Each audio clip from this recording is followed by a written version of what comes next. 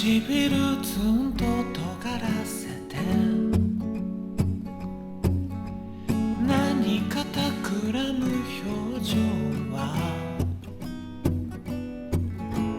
別れの気配を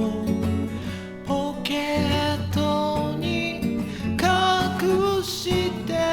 いたから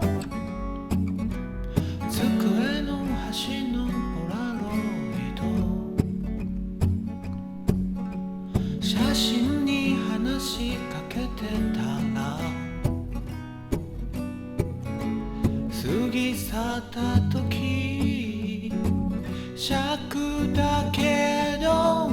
今より眩しい思い出はモノクロム色をつけてくれもう一度そばに来て華やいで麗しのカラーが夜明けまで長電話して